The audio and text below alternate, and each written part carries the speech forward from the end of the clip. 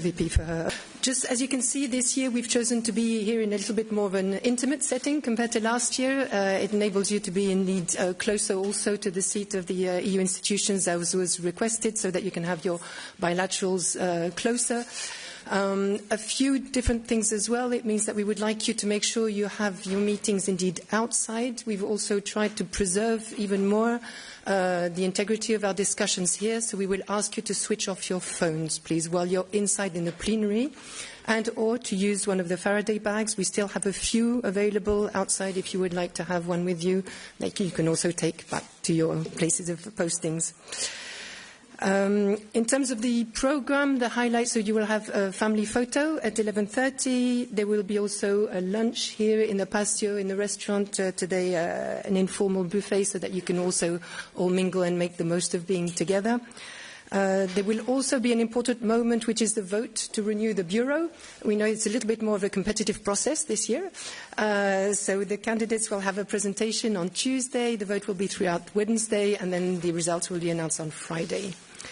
At your request also, there are 2 peer-to-peer sessions, so without Brussels colleagues, where you will have a chance to discuss both key foreign policy discussions and also working methods. Throughout your week, we are here to support you. There will be an IT corner for people who need to print, to charge, to connect. There's also a little back office as well if you need, so please don't hesitate to come to us for any logistical purposes. Maybe one word still in terms of communication. We encourage you indeed to communicate. You will have seen the HRVP's message yesterday, also in announcing the conference. Please communicate in line with the social media guidelines we have given you, but please, please, please also respect again the Q&A, on which we want to preserve really the integrity of the discussion. So remain discreet for this part. It's all Chatham House rules while we're here. Last message, please double-check the final versions of your programme so that you're here on time. We can start and be efficient throughout the week. There may be changes again depending on what's happening in the world, so please double-check that you have really the final versions. We will be here for the first 3 days. We will be back here also on Friday. In between, as you've seen, for the regional sessions, there will be some in the Borchette, just also for old time's sake, for those who know the venue. With this, I leave you to enjoy the week, and I welcome the HRVP, please, for your opening remarks. HRVP, thank you for being with us.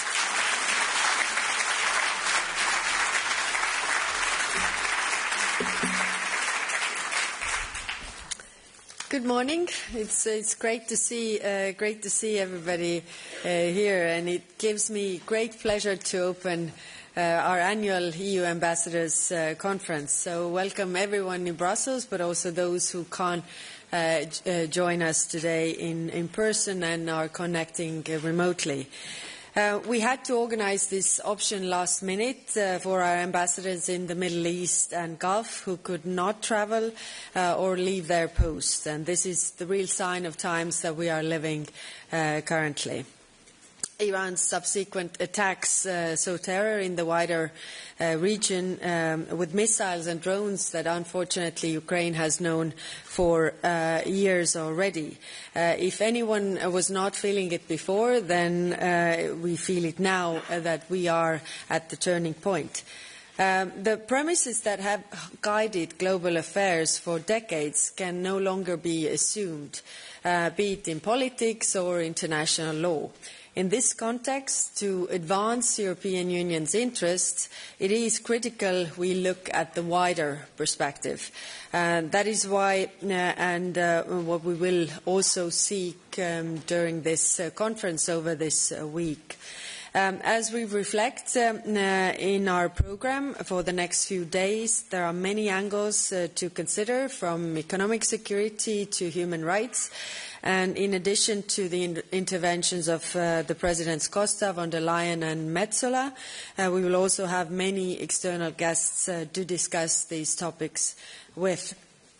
And I'm really glad to be here together with you. You represent Europe in the world today, but also what Europe can be in the world tomorrow. And at the time when growing Europe's geopolitical power has never been so important as it is right now, you are truly our greatest asset. So let me thank you for your engagement, dedication and commitment to serving Europe. I hope you find this week encouraging, stimulating, and I look forward to the exchanges that we have over the course of the days. So with this, I declare officially the EU Ambassadors Conference open.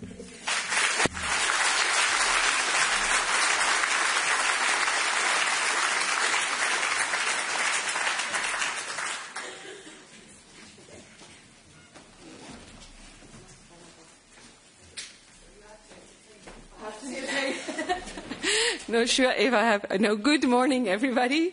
It's a great honor for me to see you all. Thanks a lot, the High Representative, the Kaja, for welcoming everybody.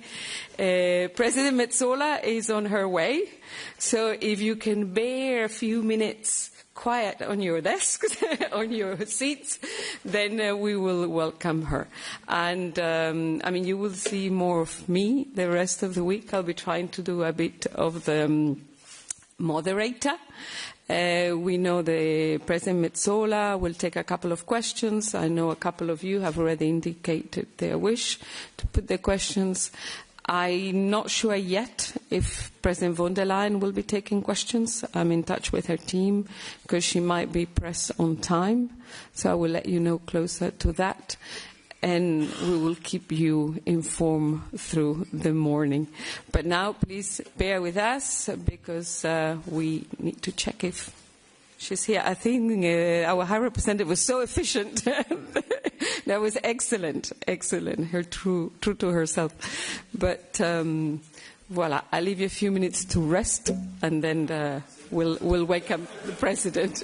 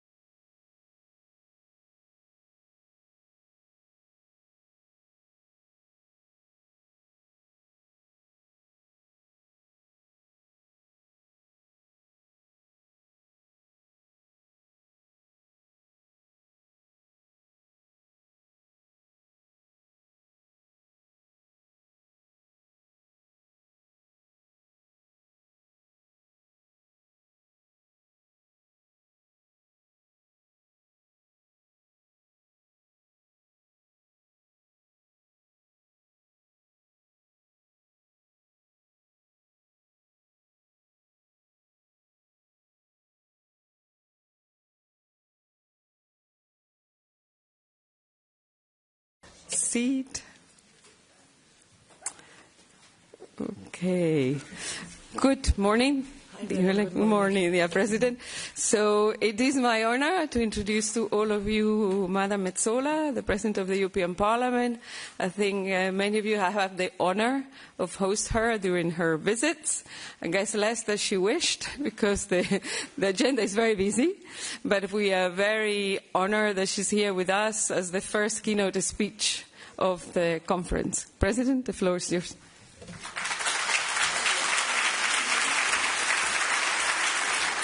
Thank you so much.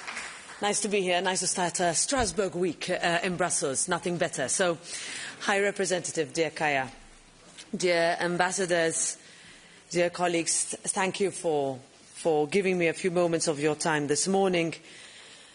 I would like to start by saying that we should not understate how serious the situation is, how crucial our next steps will be, or how important a role Europe will need to play. Every week, it seems, we are faced with a new geopolitical challenge, and we, as Team Europe, cannot be found wanting. Kaja and I sometimes, meet early in the morning and wonder what this week would bring to us, and how, when we found ourselves in these positions, how important it is that we work together. We are in a new world, a more unpredictable world, a more dangerous world. And for a union that operates very well on predictability and on certainty, the last months have been difficult, to put it mildly. In this new world, we no longer have the luxury of time to take decisions in the way we have always taken them and expect the world to understand. We need to start to see the world as it is rather than how we wish it to be, meaning that where decisions need to be taken faster, we need to take them faster. And where a decisive stance or action is required, we need to take it without hesitation.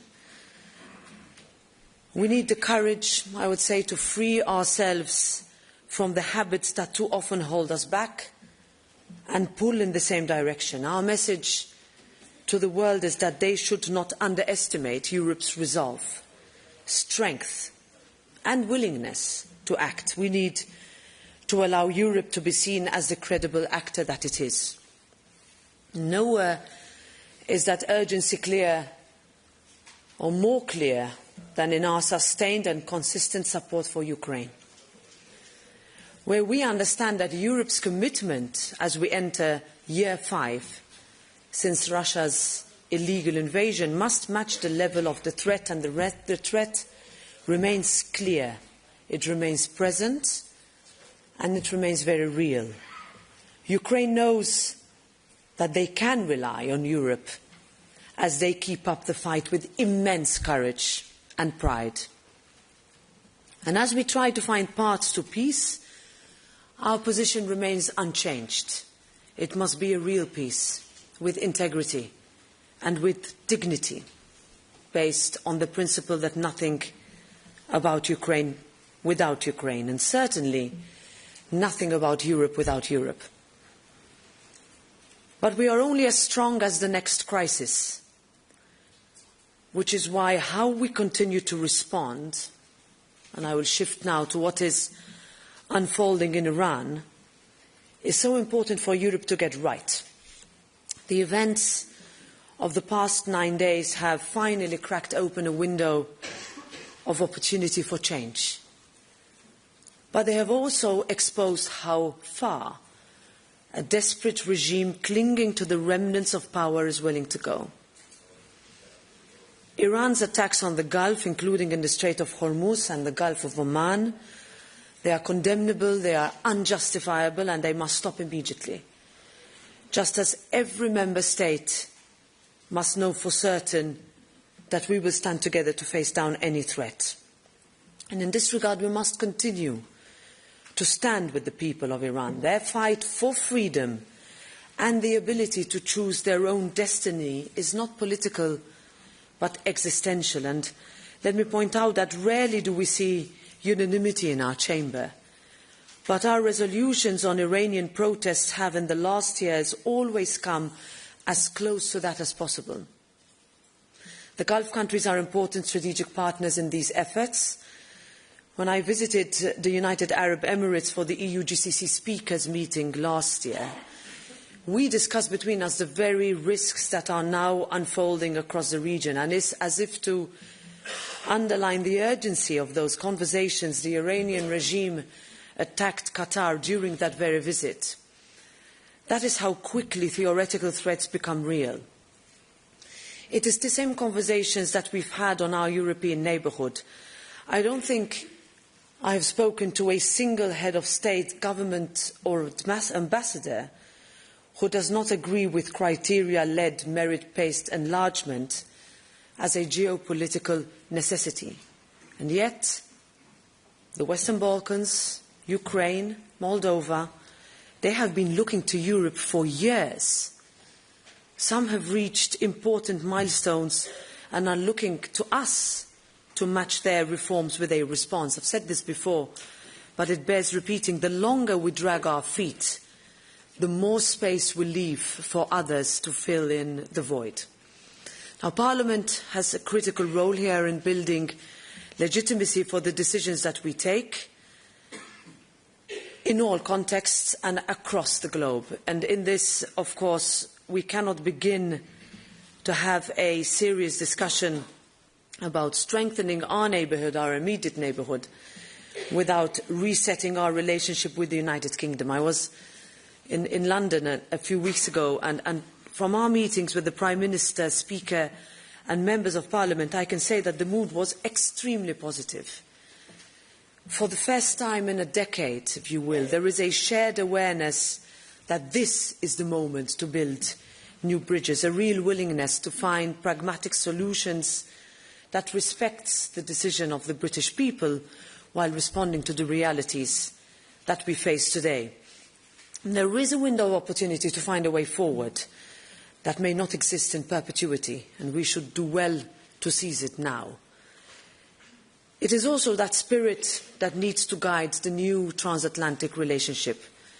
We have our disagreements, sometimes loudly, but the alliance will remain the backbone of our common security and trade.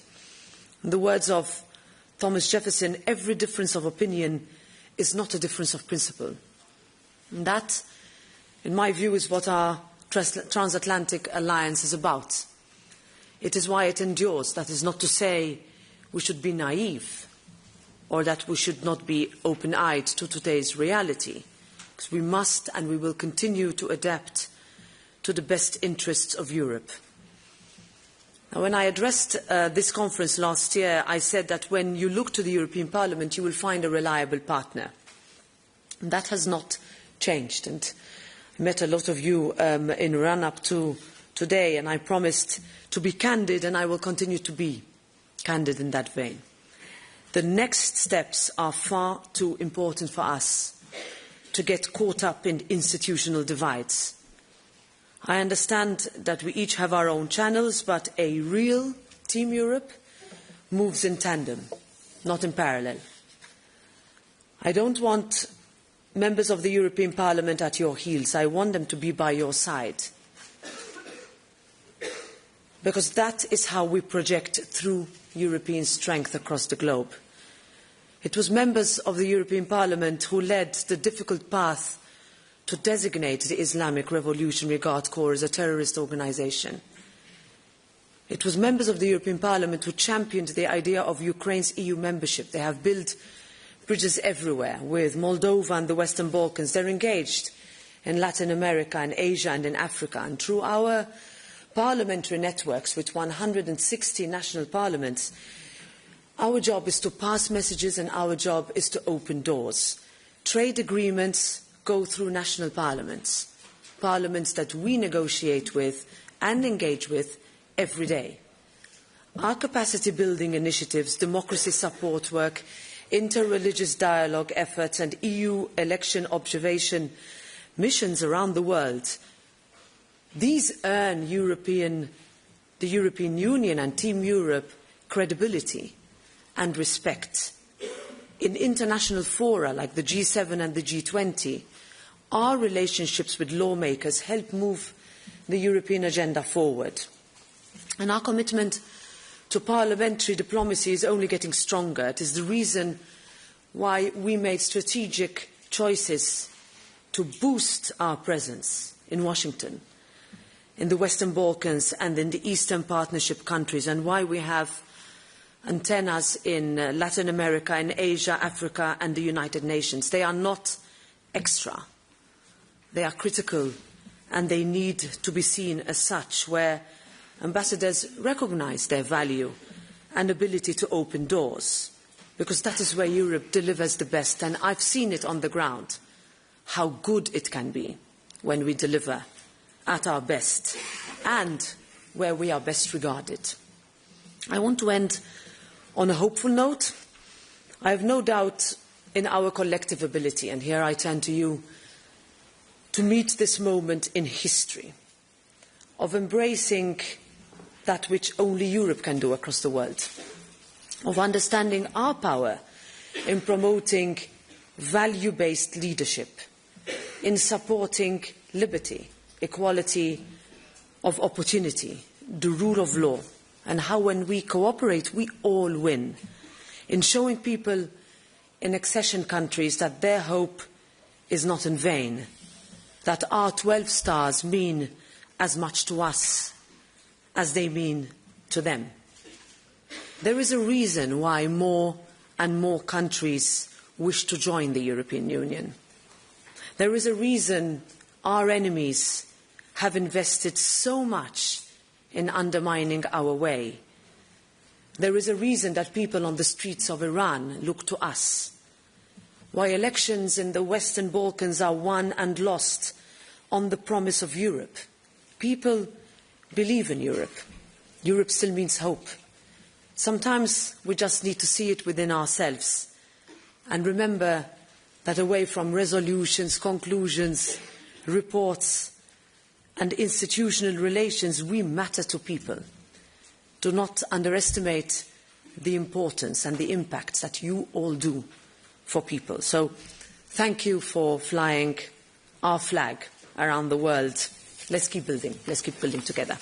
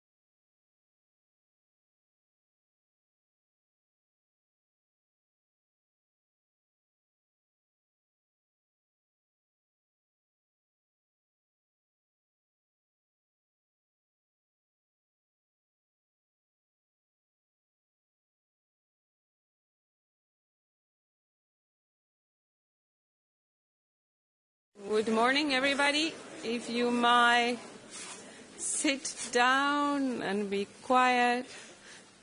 Thank you. Such a disciplined group. It's still Monday. Let's see how the weekends. But again, good morning, everybody. It is my privilege now to introduce the President of the Commission. We're very grateful that in her very busy agenda she's made time to be with all of you this morning. So with no further ado, I give the floor to the President of the Commission, Mrs. von der Leyen.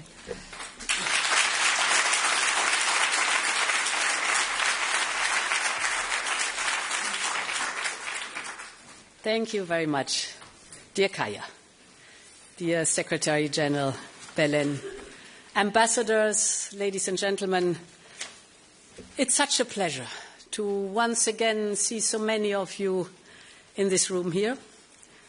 And I would like to start by thanking and paying tribute to all of those who could not be here in person.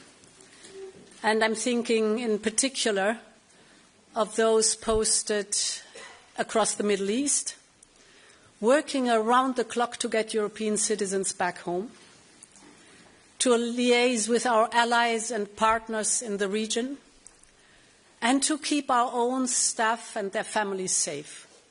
So I think from this room we can tell them, you represent the very best of our diplomatic corps and the very best of Europe.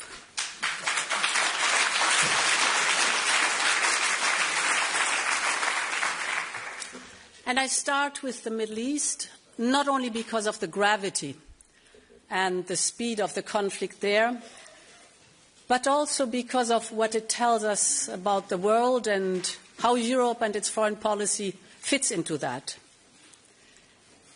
You will hear different views about whether the conflict in Iran is a war of choice or war of necessity. But I believe this debate partly misses the point, because Europe must focus on the reality of the situation, to see the world as it actually is today. And I want to be clear, there should be no tears shed for the Iranian regime. This regime has inflicted death and imposed repression on its own people. They slaughtered 17,000 young people. And this regime has caused devastation and destabilization across the region through its proxies armed with missiles and drones. And many Iranians inside the country and across Europe and the world have celebrated Ayatollah Khamenei's demise, as have many more people across the region. They hope that this moment can open a path towards a free Iran. And I think the people of Iran deserve freedom, dignity, and the right to decide their own future, even if we know this will be fraught with danger and instability during and after the war. And beyond this, we can now see a regional conflict with unintended consequences. And the spillover is already a reality today, whether on energy or finance, trade or transport, or the displacement of people. British military bases have been targeted in Cyprus, who I want to reaffirm our full solidarity with from this place. NATO troops have been called upon to shoot down a drone. Our citizens are caught in the crossfire. Our partners are being attacked. And I've been in touch with many of them across the region to express our solidarity and support. And the longer-term impact is already posing existential questions on the future of our international rules-based system, on how Europe finds unity in this situation. All of this shows how precarious the global situation is today, how diverse threats are, and how Europe will always be affected by what happens around the world. So the idea that we can simply retrench and withdraw from this chaotic world is simply a fallacy. I believe it is vital that we understand that this will shape our foreign policy for years ahead. Dear ambassadors, over the course of this year's conference, you will hear many descriptions of the state of the world, whether it is about middle powers or multipolar disorder. You will discuss the importance of the rules-based international system and, of course, the urgent need for its reform. You will exchange ideas about national security and economic security. All of this will feed into our work, in particular ahead of the new European security strategy that we are working on with the HRVP and our diplomatic service. But at the same time, these attempts to label today's world mask two tangible and structural realities which are far from important for Europe. The first is that Europe can no longer be a custodian of the old world order, for a world that has gone and will not return. We will always defend and uphold the rules-based system that we helped to build with our allies, but we can no longer rely on it as the only way to defend our interests, or assume its rules will shelter us from the complex threat that we face. So we need to build our own European path and find new ways of cooperating with partners. The second is that we need a clear-eyed, hard look at our foreign policy in today's world, both in how it is designed and how it is deployed. We urgently need to reflect on whether our doctrine, our institutions, and our decision-making, all designed in a post-war world of stability and multilateralism, have kept pace with the speed of change around us. Whether the system that we built, with all of its well-intentioned attempts of consensus and compromise, is more a help or a hindrance to our credibility as a geopolitical actor. I know this is a stark message and a difficult conversation to have, but I also know that many of you have felt this tension in your everyday work. The point is that if we believe, as I do, that we need a more realistic, a more interest-driven foreign policy, then we have to be able to deliver on it. And that is at the heart of my message today. Dear ambassadors, Europe has already moved a long way in this direction in the last few years. We have become more adept at using our strength in the pursuit of our interests, our market, our trading reach, our economic security levers. We have stood up forcefully when our member states were challenged, for instance, with Denmark in the case of Greenland. We are investing in our democratic resilience at home to counter foreign information manipulation. And above all, we have started a generational project, and that is European independence. The goal is to make ourselves more resilient, more sovereign, and more powerful. From defense to energy, just these days, from critical raw materials to strategic technologies. Your work to deepen, de-risk, and diversify our partnerships around the world is invaluable to this. This is what independence looks like in today's world. It means not relying on a singular supplier for vital assets, from energy to defense, from semiconductors to vaccines, from clean tech to raw materials, just to name a few.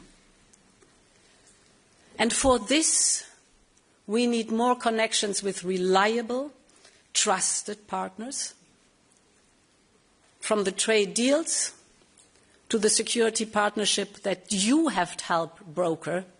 This is already making a real difference. But we need to go further. We need to be prepared to project our power more assertively.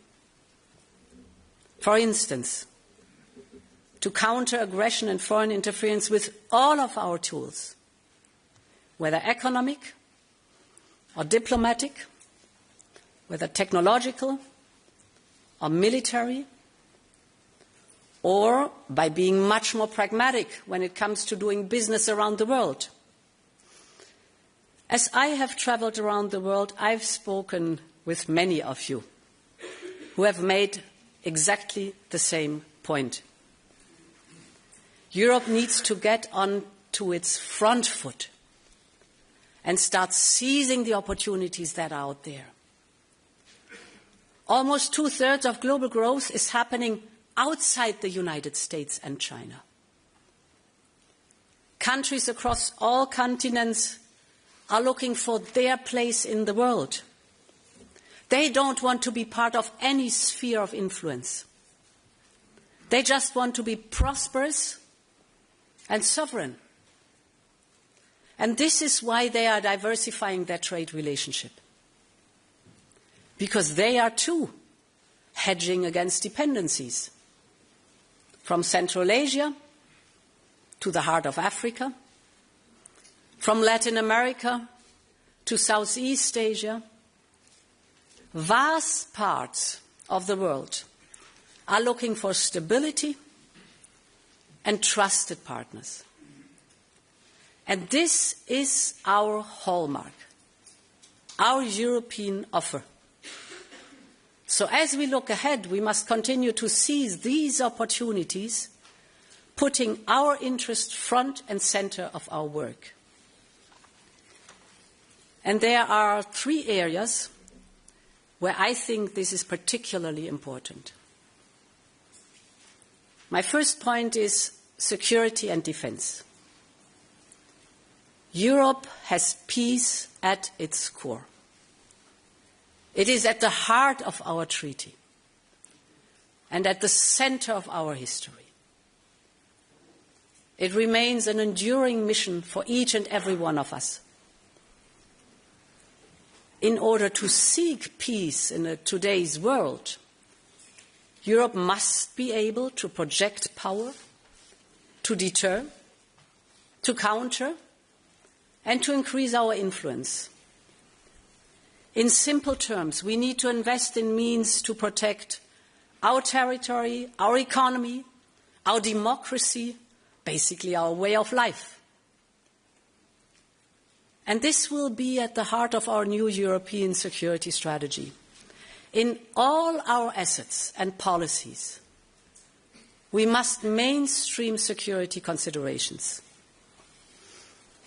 In fact, security must become the organizing principle of our action. It must be the default mindset, from defense to data, from industry to infrastructure, from technologies to trade. And of course, we do not start from scratch. We have done more on defense in the last year than in decades before. As you know, we have started a massive surge in defense spending, up to 800 billion euros until 2030. and member states are stepping up their investment at record levels. The message is clear. Peace and security in Europe depends upon us, and we are taking full responsibility for it. But standing on our own feet does not mean standing alone. We also want to work with trusted partners around the world. And this is the core idea behind the security and defence partnerships with countries from across the world. We have opened SAFE, our programme for joint procurement, to Canada. We are looking into integrating our defence value chains with India. Our work is progressing well with Australia. Our union has engaged in this kind of security cooperation, but never at this scale.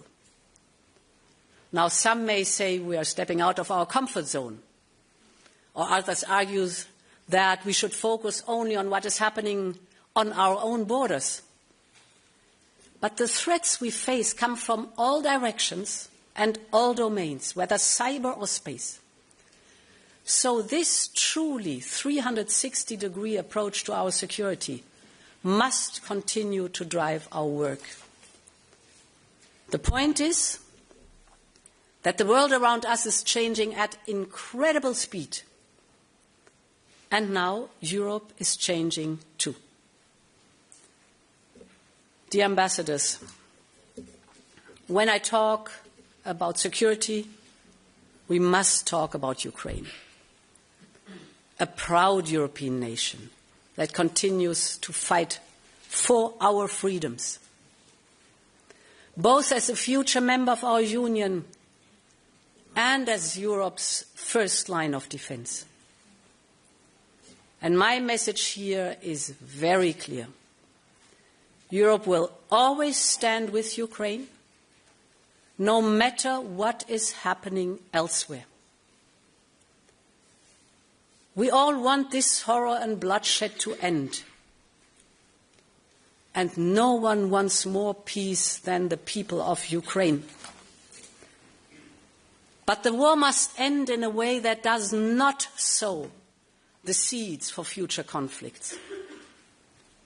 And this is what we continue to work on every day with Ukraine and with our partners to deliver real long-term security for Ukraine so that we can secure a full, just and lasting peace.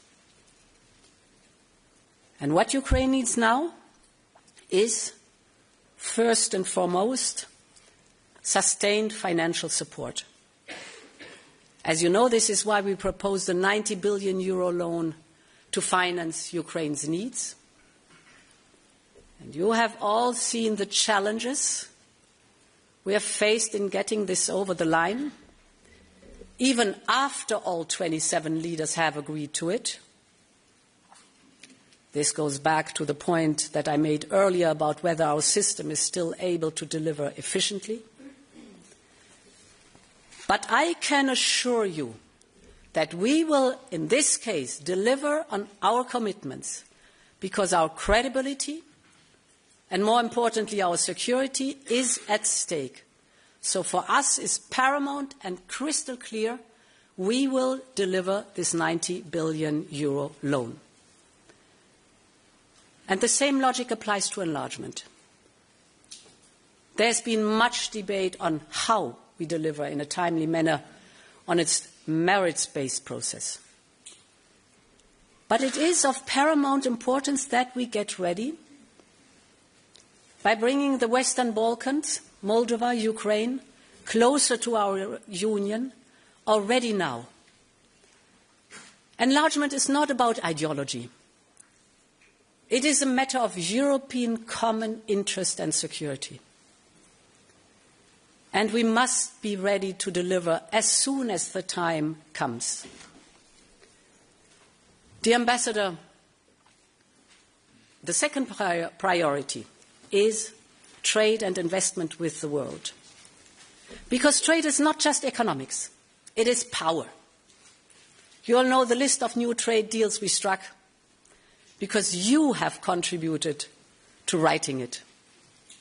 We started with Mexico, Switzerland, Indonesia, then Mercosur after 25 years of failed attempts. And then the mother of all deals, India. Australia is next. And we haven't finished. The world wants to trade with Europe. Whether it is the Philippines, Thailand, Malaysia, the United Arab Emirates, or 5 countries in Eastern and Southern Africa, our trade network has never expanded so fast. And again, this is not ideology. It is about delivering for European families, European businesses, and European industries. Because open markets and reliable value chains make our economy stronger. And a stronger economy at home makes us stronger in the world. For instance, we are diversifying our value chains for chips and clean tech in countries like India. We are diversifying our supply of critical raw materials from Latin America, Australia, and more. Our network of agreements currently includes almost 50% of global GDP. And more than half of Europe's trade is within our own network of deals. This means our companies can have predictable, rules-based trade with more than half of the world. And we want to expand this community even more. For instance, by cooperating with the 12 members of CPTPP, the Trans-Pacific Partnership. The point here is that there is a compelling business case for trading and investing around the world. Take Global Gateway. In the roughly 4 years since it was launched, we have already shot past our initial goal to mobilize 300 billion euros. And I'm convinced that we will pass the 400 billion euro mark next year. Because there is demand across the world for European investment. And the reason is simple. When we invest in clean energy value chains in North Africa, or in skills for processing minerals along the Lobito corridor, or in digital connections along the India, Middle East, Europe corridor, IMEC, or in local pharma industries across Africa and the Caribbean. When we invest in all these projects, it is crystal clear that both sides stand to win. Europe gains from stronger supply chains. Our partners gain sustainable investment in local infrastructure, in skills and jobs. And these are legacy jobs in new local industries. And this creates new markets for local companies and also for ours. It is a model that works. And this is why, in the next European budget, we have proposed to increase the Global Europe funding by 75%. The message is very clear. Global Gateway is all about mutual benefits. And it is a means to develop partnership and projects that advance our values. Think, for instance, about strategic projects such as the Trans-Caspian Transport Corridor. At first sight, its goal is to cut the overland journey between Central Asia and Europe from 30 to 15 days. But there's more into it. The corridor will also connect former enemy countries in the South Caucasus between them and to Europe. And just like coal and steel brought Europe together after World War II, this new corridor can make trade and cooperation the norm in a troubled region and be a route not just to Europe, but to peace. And my point is simple. In this region, as well as in Africa or the Middle East, our investments mean we have leverage and agency. Or look at the success of the Pact for the Mediterranean, which is revitalizing our partnership across the region. The point is we must turn our financial strength into the power to make a real difference. That is what a pragmatic, interest-driven foreign policy can deliver for Europe and for all of our partners across the world. Dear ambassadors, the third point I would like to make is about our diplomacy and how it can help deliver for Europeans. Our support to the United Nations and its charter is an essential part of who we are. Together with member states, we make the single largest financial contribution to the UN system, year after year. And you know all why. In a more conflictual world like ours, we need a rules-based global governance. Of course, the UN system also needs reform. And when traditional formats reach a standstill, we need to look for creative ways of addressing the most serious crisis of our times. Europe has always been ready to engage in innovative formats for diplomacy, be they quartets, contact groups, coalitions of the willing, or regional initiatives. And this is why we will continue to look at all ways to work together to deliver on our most pressing responsibilities and priorities. Most notably, the reconstruction of Gaza and peace for Palestinians and Israelis. Every new initiative should aim to complement the United Nations, not compete, nor replace it. We have made this very clear from the outset. And this only makes our engagement more important. But Europe cannot shape the world from the sidelines. We must engage to make our voice heard, protect our interests, and most importantly, to always bring our values to the table. As our foreign policy will change, this imperative never will. Dear ambassadors, I want to finish by acknowledging that there are many priorities, many regions, many countries that I have not mentioned today. This is not because our work there is any less important, but rather because I wanted to make a broader point about where we stand and about the very real choice that we face.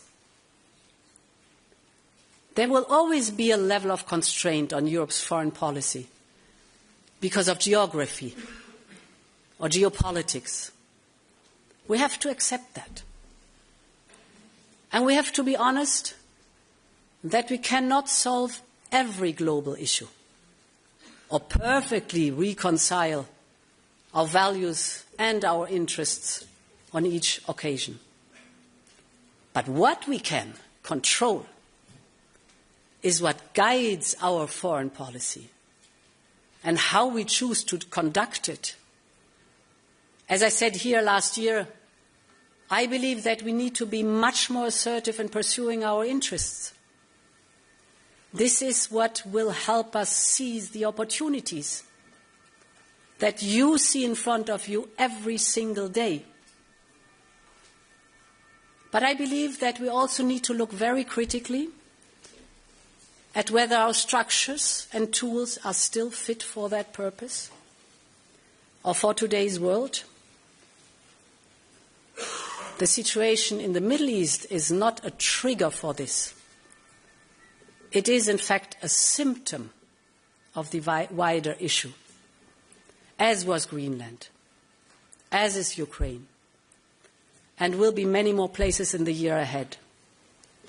The point is that in times of radical changes like ours, we can either cling to what used to make us strong and defend habits and certainties that history has already moved beyond, or we can choose a different destiny for Europe.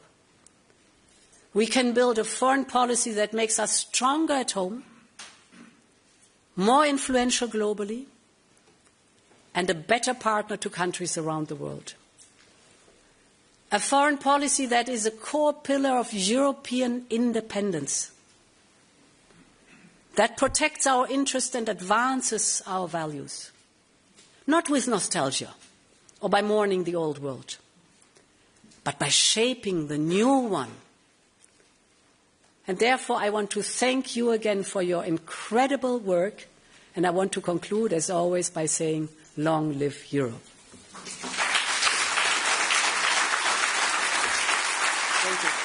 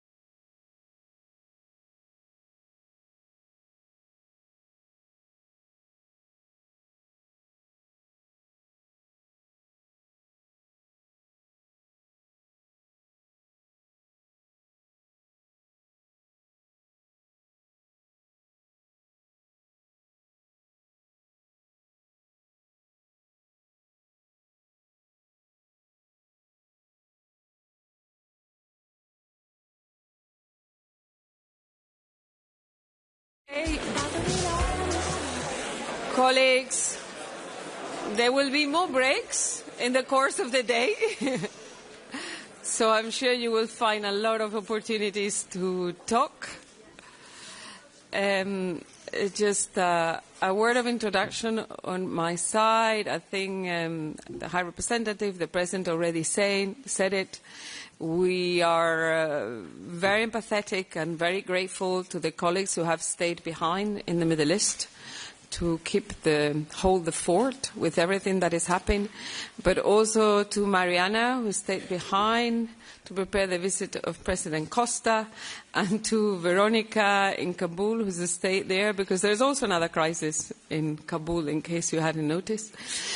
So I know they're listening and they're trying to watch, so just to say that they're all in our hearts and in our minds. And without further ado, I give the floor now to our High Representative, and do note that this is just a speech. Tomorrow you will have a full session for Q&A. Thank you.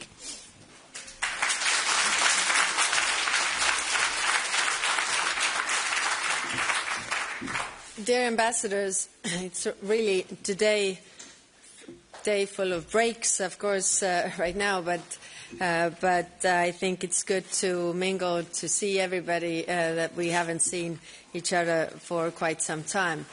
We have been together for 1 year, and what a year it has been.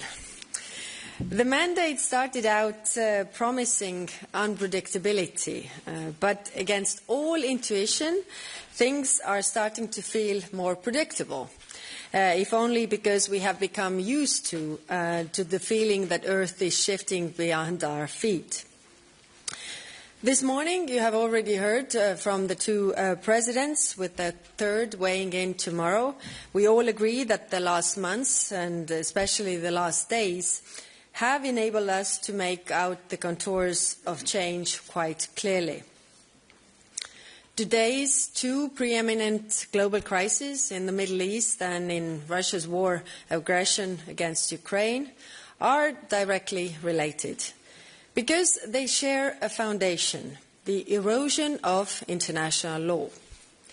This escalated when Russia, a permanent member of the UN Security Council, invaded its neighbor with impunity. That did not go unnoticed. Instead, it sent a signal around the world that there is no more accountability for one's actions. The rule book has been thrown out of the window. Without restoring international law, together with accountability, we are doomed to see repeated violations of the law, disruption and chaos. We see this in the Middle East as we speak. There's also no end in sight for Russia's full-scale aggression in Ukraine. China has been preparing the ground for decades to reimagine the world in its own image. Conflicts in Africa, like in Sudan and DRC, show no sight of abating. And there is a fundamental reorientation across the Atlantic. Cumulatively, these trends point to a new world order characterized by competition and coercive power politics, featuring military powers who aim to establish and secure spheres of influence. We can already see the weakening of existing international norms, institutions and rules that we have built over 80 years. How we respond to this moment says less about the new dispensation than it does about us. Our degree of success depends on two things. That first, we deliver under our priorities, and that we rally international support. And this is where you come in. Starting with priorities, there are three, and there is much to be proud of in terms of achievements. First, Europe's defence, including our military, financial and political support to Ukraine. The reason is obvious. This is an existential question for us. To date, the EU is Ukraine's #1 supporter, with €195 billion since 2022. And this does not include the €90 billion loan support in the works. Our work to take down Russia's shadow fleet and fight foreign interference and information manipulation, FIMI, in Moldova, for example, are EAS success stories to be proud of. The war has compelled us to turn our attention to the protection of Europe, with some 40% of our CSDP staff and budget dedicated to our own continent. Thanks to our CSDP missions, both civilian and military, the EU is now the largest international presence on the ground in Ukraine. As for the aggressor, it is clear that Russia is not winning. Its army is bogged down and its economy in steep decline. Demographically, Russia is imploding. Indeed, the greatest threat Russia presents right now is that it gains more at the negotiation table and by cognitive warfare than it has achieved on the battlefield. And that is why, just as important as having a seat at the table, is knowing what to ask for when you are at the table. Russia's maximalist demands cannot be met with minimalist response. It's just common sense. If Ukraine's military is to be limited in size, Russia should be too. Where Russia has caused damage to Ukraine, Russia should pay. No amnesty for war crimes or crimes crimes of aggression, and return of the deported Ukrainian children. And this is under assumption that Russia wants peace. But the dark reality is that there are zero indications Russia wants to end the war. Saturday's massive strikes on Ukraine, which again killed many civilians, make this abundantly clear. On the contrary, everything we see points to the conclusion that Russia wants to expand the war. So we are also rearming to strengthen Europe's ability to defend itself. We do this bilaterally, but also together with our friends across the town over at NATO, by developing a stronger European pillar in the alliance. Deterring war is cheaper than fighting it. And for this reason, I'm also working together with the Member States and President von der Leyen on a new comprehensive approach to address all dimensions of European security, from economy to preparedness, from technological autonomy to defence-related issues. The second priority is the stability of our neighbourhood. Enlargement has been described as the Union's most successful foreign policy, extending the area of stability, peace and prosperity. It must remain merit-based. But in the current context, we need to step up the pace. Enlargement is a geopolitical choice. And it seems that our citizens understand this. We see from Eurobarometer data that more citizens support enlargement than worry about uncontrolled migration, for example. But it is up to us to keep telling the enlargement story. Enlargement is the antidote to Russian imperialism and a sign that the most ambitious multilateral project in history, the European Union, is here to stay. In our southern neighbourhood, there is just as much demand for Europe. What happens in the Middle East and Northern Africa, MENA, does not stay in MENA.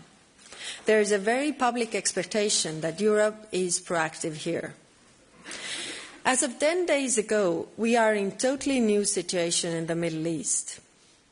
Another war brings uncertainty and chaos. Iran is responsible for decades of violence, and the fewer options Iran has to terrorize the region, the better. Iran's military capabilities are limited, and the regime is weaker than it ever has been before.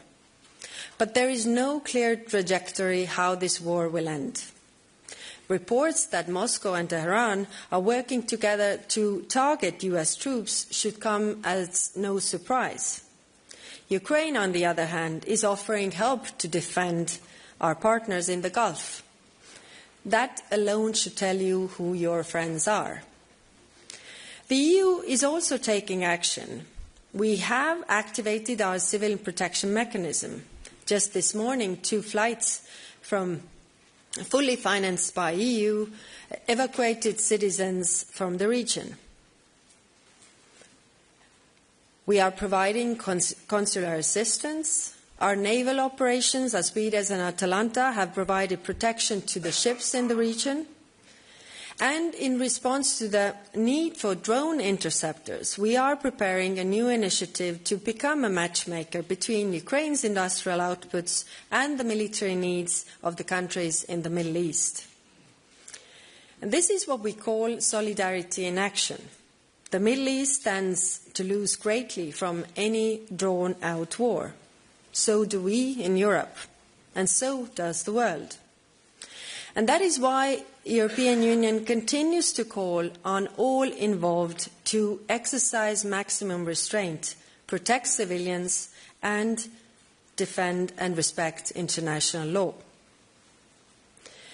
What we do know for certain is that peace is our clear priority. In Gaza, for example, thanks partly to our civilian missions, the EU is ready to provide practical help. Our third priority is partnering for ensuring Europe's economic growth. Economic strength is the basis for strong foreign policy. And this is what will always set us apart from the others. We have friends and we stick by them. We have just vastly expanded our free trade area in the world by virtue of agreements Mercosur and India, taking in close 2 billion consumers. 76 countries around the world are already covered by EU trade agreements, with upcoming deals for Mexico, soon hopefully for Australia and others. And partnerships are especially important today for Europe's endurance as a global force of good. And the more we can rally others behind working collectively to address collective challenges, the greater chance we have to overcome the forces seeking to bend the world at their will. Our offer to our partners is far broader today than it has ever been before. In the security sphere, we have a long-standing strategic partnership with NATO. But we also have bilateral agreements, including 9 security and defence partnerships with countries in Europe, Asia and North America. And later this week, I will sign the 10th with Australia and subsequent ones with Iceland and Ghana in the coming days. And there are many interested countries knocking at our door. A growing number of countries around the globe are seeking to diversify their partnerships to manage the heightened risk. Like us, they seek stability and collective action to address collective challenges. And like us, they have learned that dependencies make us weak and give undue leverage to those who seek to carve the world into spheres of influence. And like us, they understand that rules-based international order is vital to avoid inevitable anarchy and suffering the world would come from this. Dear colleagues, while the international demands are clear and the European response is understood, the very act of defining priorities implies that in some areas, functions and duties that we have worked in the past are less critical today. We are facing challenges unprecedented in the history of the European Union. This means we need to streamline our presence in the field toward greater relevance and to put our resources where they are most needed. We will be present, but in some places with a lighter footprint. This modernisation of our EU delegations network will go into effect with this year's rotation. The same goes for headquarters. As an organisation, we must become more agile, more flexible how we deploy staff, while being fully aware of the budgetary constraints. But what I do want you to do is circle it back to you. Because when everything boils down, you are still the greatest resource Europe has in the world today. You are essential for Europe to achieve its priorities and grow its geopolitical reach. So I want you to know how much I appreciate your work. The EU ambassadors heading our delegations, you are on the front line. You see the macro challenges I spoke of at a country level under a microscope in our relations with partners. Many of you operate in fragile environments, and some in the context of open conflict. You see firsthand how dangerous the world is becoming, and you deal with it on the spot. Like you, I take my duty of care very seriously. We stand ready to support and assist you, your staff and your families in difficult circumstances. I'm thinking today especially about those of you turning in from countries in the MENA region and Ukraine, as well as those who continue to serve the Union elsewhere in the midst of active armed conflict or extreme political pressure.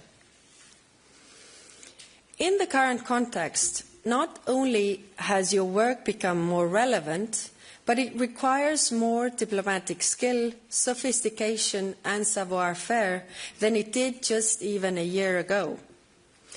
In your work as flag bearers around the world, I want to draw your attention, and that of us here in headquarters, to 7 principles. And these are important guidelines for all of us serving the Union, whether at home or abroad. First, the name of our organisation is the starting point, the European External Action Service. So we must develop a bias for even stronger action. We all need to be faster in our procedures and in coming up with fresh ideas. Second, we must think big. I mean, think globally to look for opportunities where the EU can act for the common good, but also for the EU's good. For instance, by the time my mandate ends, there will be 400 million more digitally savvy young people in Africa, all looking to engage. How can we harness this energy for win-win? Many of you already think big and can serve as an example to others. Third, we must occupy the space diplomatically. Build coalitions with friends, but also not so like-minded partners.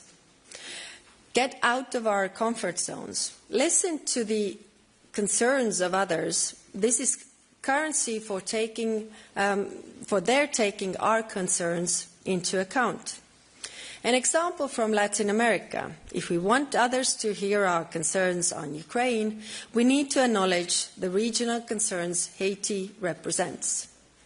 This allows us then to reach out to countries when in need in their help in New York, Geneva, Vienna or Nairobi. We have to always nurture those relationships on a day-to-day basis. Fourth, we would all benefit from working more closely with colleagues. The one delegation approach is part of how best to use all the EU resources we are stewards of. So if you are posted to a country with other institutional members of the EU family, like ECHO colleagues or the EIB, embrace them as part of the team. But I also mean your colleagues within the region. Meet up with regional gatherings, draft joint reports, take long collective view, come up with joint prospects and proposals. I know this is well-entrenched best practice among colleagues working in Europe and Central Asia. And fifth, we need to communicate with verve, with style, in a way that touches the hearts of your host country nationals and officials alike. Use our considerable soft power and tell the European story, what the EU does for the country. Involve the member states whenever possible. Many of you already do this, and very well, I might add. I know of the issue of the communications budget, and I'm confident that progress has been made. We must promote what we do. 6, let's not forget the strands of our DNA, made up of human rights and international law. You are not only our ears and eyes in the field, but also our hearts. We need to speak out with confidence in support of our principles, but with understanding, humility, and also an offer of support. And I don't only mean the colleagues working in multilateral missions, but everyone around the globe. 7th, and finally, a special message for those of you serving in countries with the CSDP mission or operation. It is personally important to me that our CSDP and delegations colleagues continue to work hand in hand. Your functions differ, but the aim is the same, to put our best foot forward for the country, but also for the European Union. Dear colleagues, the first year is behind us, and the coming year promised to be no easier. There is a series of national elections coming up in many of our member states. The outcome of some of these might have an effect on our room of maneuver in external action. We would be wise to keep this link in mind. In addition, the next weeks will indicate where we are headed in the Middle East as well as Ukraine, to say nothing of the upcoming midterm elections in the United States. And then there are talks of our own multi-annual financial framework, where I hope we will keep the ambition for global Europe as it directly serves the European interests. But the growing list of challenges simply means that for maximum endurance we need to stay nimble. As the saying goes, when the going gets tough, the tough get going. And I have complete faith in you to do this. Thank you.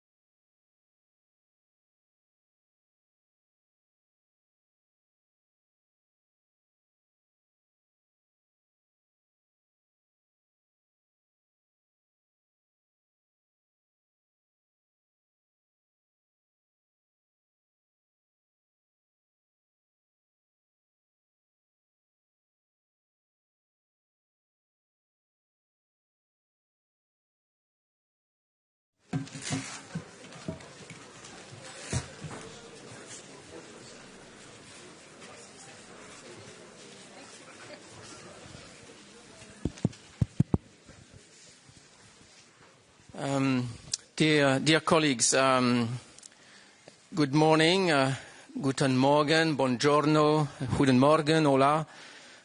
As you can see, I feel a bit compelled to bring in a bit of European linguistic diversity for this session, which may otherwise look a bit too franco-français. As you know, it was not meant to be like this, but nevertheless, and switching to French, nous sommes très honorés, Monsieur le Ministre, de votre présence aujourd'hui. Vous êtes le ministre de l'Europe et des Affaires étrangères. Et le titre de votre fonction couvre parfaitement le thème de cette session sur l'Europe et les affaires étrangères et la place de la diplomatie dans ce monde en changement. Avant de vous passer la parole pour votre allocation introductive, en préalable à la session de questions et réponses, permettez-moi de dire quelques mots. Nous avons eu ce matin la présidente Roberta Metsola, la présidente Ursula von der Leyen et la haute représentante Kaja Kallas qui nous ont présenté un peu l'environnement et le paysage en turbulence dans lequel nous vivons et les enjeux qui se posent pour la diplomatie européenne. Quel sens donner justement à la diplomatie européenne dans cette période de turbulence et de rupture, comme l'a dit le Premier ministre McCartney? Quel sens donner à la diplomatie lorsque ce sont les messages sociaux et les missiles qui prennent la place avant les émissaires? Le retour des impérialismes russes, chinois et nouvellement américains qui se fait aux dépens des intérêts et des valeurs défendues par l'UE et ses États membres. Donc la question c'est, faut-il modifier notre ADN et face à la brutalisation des relations internationales, comment voyez-vous justement la place des valeurs dans la politique étrangère de l'Union européenne? Au dialogue de Resina, qui s'est passé la semaine dernière, le président finlandais Alexander Stubb a parlé de la nécessité d'un value-based pragmatism, et qui fait écho à la stratégie globale de 2016 qui parlait de principled pragmatism. La question aussi, faut-il on vient d'avoir un European Industrial Accelerator Act. La question, est-ce qu'il nous faudrait un EU Diplomatic Accelerator Act? Donc ce sont des questions que vous serez certainement invités à adresser et à couvrir dans votre discours, mais laissez-moi peut-être, avant de vous passer la parole, dire quelques mots sur vous, car votre biographie épouse étonnamment bien les enjeux de notre temps. Vous êtes économiste de formation, diplômé de HEC et de Sciences Po, et comme disait un président américain, it's the economy is stupid. Vous avez été professeur à HEC. Votre expérience inclut une solide expérience américaine. Donc, vous avez été un observateur privilégié du continent américain. Vous avez été professeur au MIT et aussi lauréat du programme Young Leaders de la French American Foundation. Donc, vous serez certainement interrogé sur les États-Unis et leur trajectoire. Vous avez été également député pour le parti Le Modem des Yvelines à l'Assemblée nationale. Vous avez été vice-président de la Commission des finances. Donc vous connaissez aussi la problématique des moyens qui s'impose également au niveau européen, puisque nous sommes dans la négociation sur le cadre financier pluriannuel de l'UE. Et vous avez été également ministre délégué au numérique. Et donc vous avez certainement un regard informé sur les bouleversements des technologies de rupture. Donc votre parcours de vie, votre biographie vous place vraiment au cœur de tous ces sujets qui sont pertinents pour pour l'Union européenne et son action. Et sans vouloir tarder, je voudrais vous inviter à partager vos remarques introductives avant une question-réponse avec nos collègues. Merci beaucoup.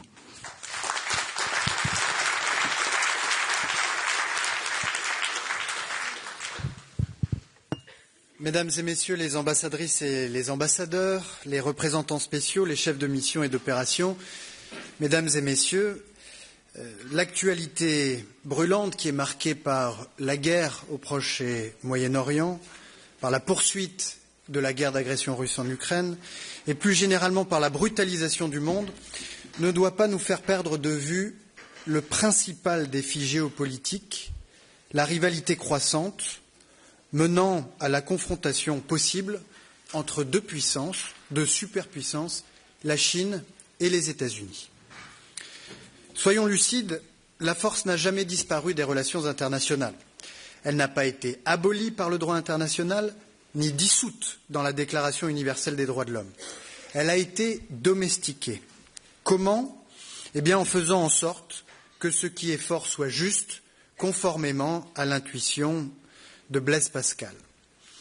Les efforts pour domestiquer la force se succédèrent tout au long du XXe siècle. La Société des Nations fut une première tentative admirable, mais néanmoins inaboutie, car elle demandait aux États de renoncer à la force sans leur offrir de garanties crédibles sur son encadrement. Après 1945, l'Organisation des Nations Unies, les institutions de Bretton Woods tirèrent les leçons de cet échec. Elles ne cherchèrent pas à nier les rapports de puissance, mais à les organiser. Les grandes puissances y virent leur intérêt, non par altruisme, mais par calcul rationnel. Et elles bénéficièrent d'une position d'oligopole matérialisée par leur siège de membre permanent du Conseil de sécurité des Nations Unies associé au droit de veto. Sans ces concessions faites aux grandes puissances, aucun multilatéralisme durable n'aurait été accepté. Et de fait, les États-Unis d'Amérique tirèrent des dividendes exorbitants du multilatéralisme. Dividendes sécuritaires, avec les opérations de maintien de la paix, avec l'architecture de non-prolifération, avec l'OTAN, dont nombre de ses membres ont servi de débouché à leur puissante industrie de défense. Dividendes monétaires, avec le système de Bretton Woods, le dollar devint une monnaie de réserve mondiale permettant à l'économie et au budget américain de se financer à moindre frais. Dividendes commerciales, avec les règles du GATT, puis de l'OMC, les services financiers et numériques américains purent se répandre sans contrainte sur toute la planète. Mais cet équilibre des forces garanti par le droit se fragilisa avec la fin de la guerre froide. La fin du face-à-face structurant entre les deux blocs fut interprétée en Occident comme la victoire définitive du modèle occidental. Et l'on vit l'hyperpuissance américaine, sûre de son fait, prendre des libertés avec le droit dont elle était pourtant garante. Dans le même temps, une grande partie du reste du monde vécut cette période comme une mise sous tutelle. La mémoire des humiliations coloniales, les ajustements structurels imposés, les interventions unilatérales nourrirent une frustration qui devint un désir de revanche. La manifestation la plus spectaculaire de ce désir de revanche fut le réveil de la Chine. Une civilisation millénaire convaincue d'avoir été reléguée au rang de périphérie. Et en moins d'un demi-siècle, sa part dans la richesse mondiale passa de 2% à 20%. Cet essor sans équivalent dans l'histoire permit à des centaines de millions de personnes de sortir de la pauvreté. Il s'accompagna d'une industrialisation phénoménale et d'une montée en gamme technologique guidée par le primat de l'efficacité. Mais à cette ambition économique vint se superposer une ambition politique explicite, rétablir la prééminence de la Chine dans l'ordre international et s'imposer face à l'hyperpuissance du XXe siècle. Et pour cela, mobiliser l'ensemble des leviers de puissance à sa disposition. Puissance économique. La Chine a dépassé l'année dernière le trilliard de dollars d'excédent commercial grâce à une politique industrielle très offensive qui vise à assurer les conditions de la prospérité tout en plaçant le reste du monde, y compris les États-Unis, dans une situation de dépendance. Et ce sont aujourd'hui l'ensemble des pays de l'Union européenne qui accusent un déficit commercial vis-à-vis de la Chine. Puissance diplomatique. La Chine s'investit dans le dialogue bilatéral comme dans les enceintes internationales pour défendre ses intérêts, mais aussi pour contenir et faire refluer l'influence américaine. Avec l'Organisation de coopération de Shanghai, avec les BRICS, qui en population comme en richesse ont désormais dépassé le G7. Puissance militaire. L'armée populaire de libération compte plus de 2 millions de soldats, ce qui en fait la plus grande armée du monde en effectif, devant les États-Unis d'Amérique. L'objectif semble clair, s'imposer comme puissance centrale en rattrapant, puis en dépassant les États-Unis. Au fond, la Chine veut redevenir ce qu'elle estime jamais n'avoir dû cesser d'être, l'empire du milieu. Et à Washington, la Chine est présentée comme le défi géopolitique le plus déterminant pour les États-Unis. Des mesures de plus en plus confrontationnelles sont adoptées.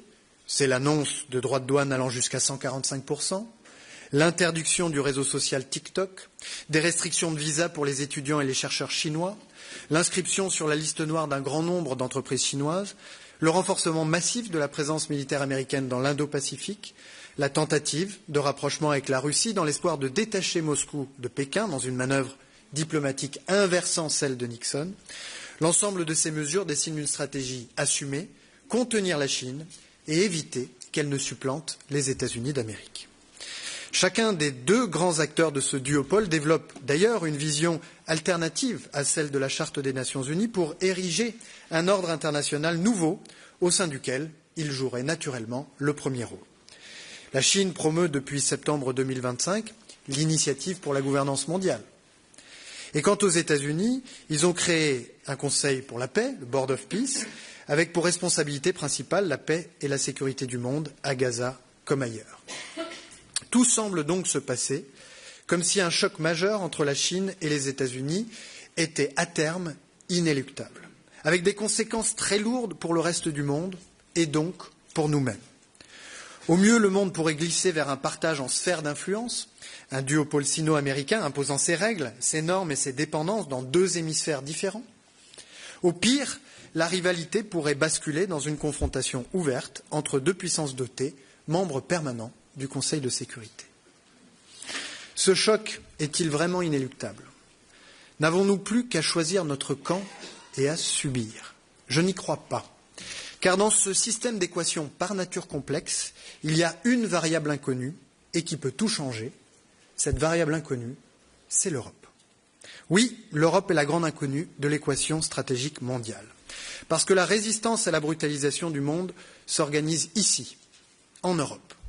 Et de l'Asie du Sud-Est à l'Amérique latine, en passant par l'Afrique, des peuples libres et désireux de le rester attendent que l'Europe se lève et montre la voie de l'équilibre. Elle est attendue par des États de plus en plus nombreux, attachés à leur indépendance, qui refusent toute logique de bloc et montrent qu'une architecture de sécurité collective fondée sur le dialogue est possible et qu'elle passe aujourd'hui par une Europe forte. Oui, l'Europe est la grande inconnue de l'équation et à bien des égards une variable que certains préféreraient voir disparaître. Une variable que l'on cherche parfois à effacer. Côté chinois, les autorités cherchent à effacer l'Europe en cultivant par priorité des relations bilatérales avec les pays européens et en faisant l'impasse sur les institutions de l'Union autant que de possible. Côté américain, l'effacement est théorisé explicitement dans la revue nationale stratégique publiée le 5 décembre 2025. L'Europe y est décrite comme un continent condamné, je cite, à l'effacement civilisationnel. La vérité est ailleurs. Une Europe éclatée serait une Europe plus facilement vassalisée. Non, l'Europe n'est pas au bord de l'effacement civilisationnel. La civilisation européenne est ineffaçable. C'est une civilisation de l'esprit. L'Europe est cette forge de l'idée, selon l'expression de Stefan Zweig, où furent frappées, à partir du sang et de l'esprit de nations latines, germaniques, anglo-saxonnes et slaves, certaines des plus grandes pensées du monde.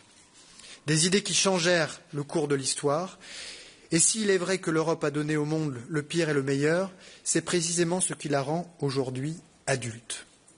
L'esprit européen est un esprit de résistance contre tous les totalitarismes. C'est l'esprit des républicains espagnols, c'est l'esprit de résistance contre le joug soviétique, une civilisation de l'esprit qui apporta tant au monde et qui mit fin à des décennies de guerres fratricides en donnant naissance à l'une des constructions politiques les plus abouties de l'histoire, l'Union européenne, qui naquit le 9 mai 1950, assurant à l'Europe 8 décennies de paix et de prospérité. 10 pays peut-être même 11 ou 12 ou 13, sont aujourd'hui candidats pour rejoindre l'Union européenne. Quelle autre organisation politique dans le monde peut en dire autant? Oui, à Tbilissi, comme sur le Maïdan en 2014, des peuples se lèvent et chantent leur aspiration à la démocratie au son de l'Ode à la joie et en brandissant le drapeau européen comme un symbole d'espérance et de liberté. Quel autre idéal politique dans le monde suscite un tel engouement? De fait, on vit mieux en Europe qu'aux États-Unis ou en Chine. Notre espérance de vie est plus longue, la mortalité infantile plus faible, 2 fois plus faible, les inégalités aussi. Ceux qui annoncent l'effacement de la civilisation européenne devraient donc commencer par s'interroger sur leurs propres faiblesses. Non, l'Europe n'est pas au bord de l'effacement civilisationnel. Mais oui, l'esprit européen est travail spirituel et moral. Il tient à une lente corrosion de l'esprit européen par la rouille de l'individualisme et l'opium du matérialisme. Un doute qui s'accompagne, et c'est un paradoxe pour le continent le plus démocratique du monde, d'une lassitude démocratique ancrée dans des sentiments mêlés. Le sentiment que la démocratie ne nous protège pas, ou plus, des bouleversements mondiaux. Le sentiment d'injustice et de frustration malgré le bien-être sans précédent dont nous jouissons par rapport à l'immense majorité de la population mondiale. Le sentiment que les citoyens ne sont pas entendus, que les sujets qui leur tiennent à cœur ne sont jamais traités et qu'une élite lointaine, à Paris, à Bruxelles, décide à leur place sans leur rendre de compte. Cette lassitude démocratique n'est pas tombée du ciel. Elle résulte de décennies d'aveuglement des élites face à un monde en bouleversement, de leur déni face à la colère légitime des classes moyennes et populaires, fatiguées d'être méprisées et mises à l'écart. Le président de la République l'avait dit en 2024 à la Sorbonne, le chancelier allemand l'a répété il y a quelques semaines, rien ne garantit aujourd'hui que nous vivrons encore au sein de l'Union européenne dans 10 ans. L'Union européenne, notre organisation politique, est en danger. Rien n'est perdu, mais l'Europe ne se relèvera que si elle conclut un pacte nouveau avec les peuples. Des peuples qui aspirent à maîtriser leur avenir, qui aspirent à la souveraineté. Non pas une souveraineté illusoire, repliée et solitaire, mais une souveraineté européenne véritable.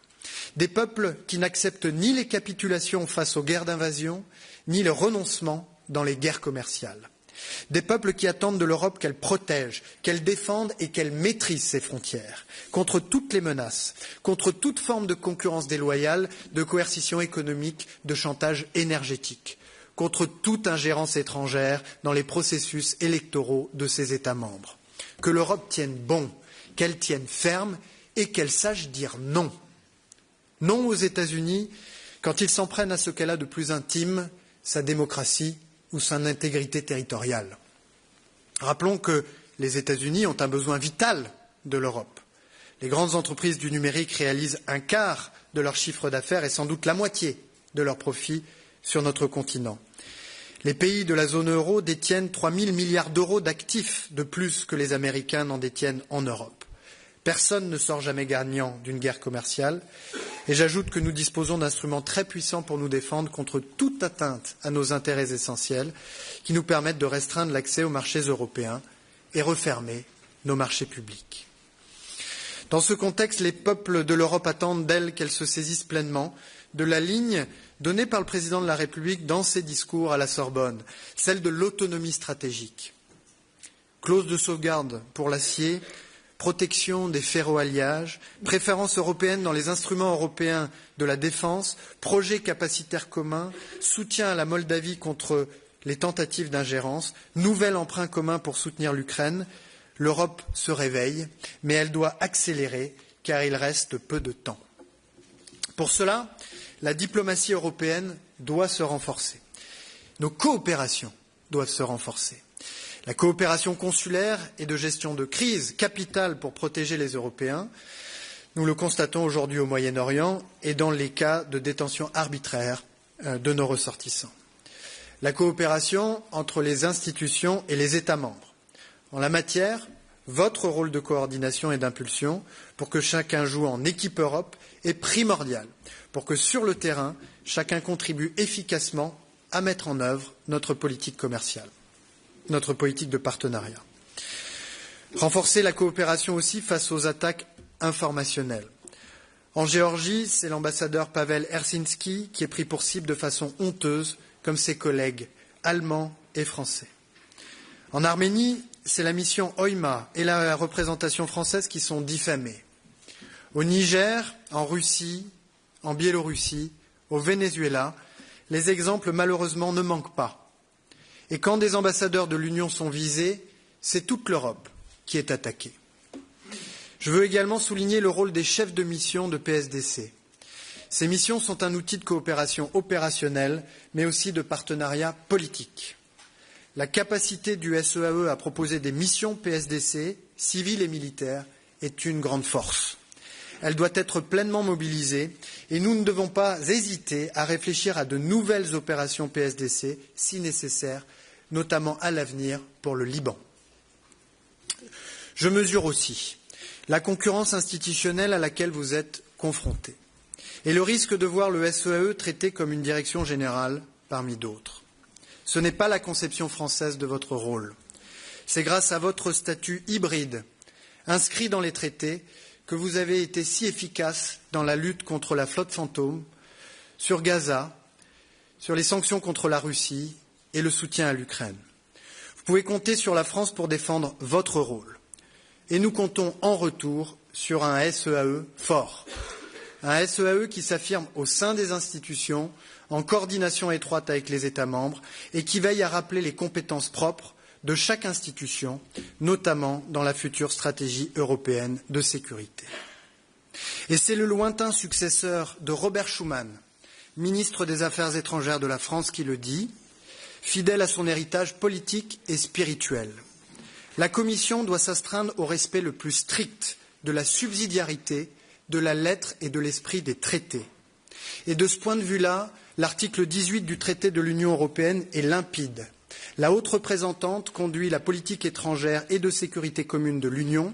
Elle contribue par ses propositions à l'élaboration de cette politique et l'exécute en tant que mandataire du Conseil. L'obéissance au traité, le respect de la subsidiarité, c'est la condition de l'efficacité européenne. C'est la condition pour que l'Europe puisse éviter au monde et s'éviter à elle-même les conséquences délétères de la rivalité croissante entre les États-Unis et la Chine. Telle est la responsabilité que nous avons en partage devant les générations qui viennent. Merci beaucoup.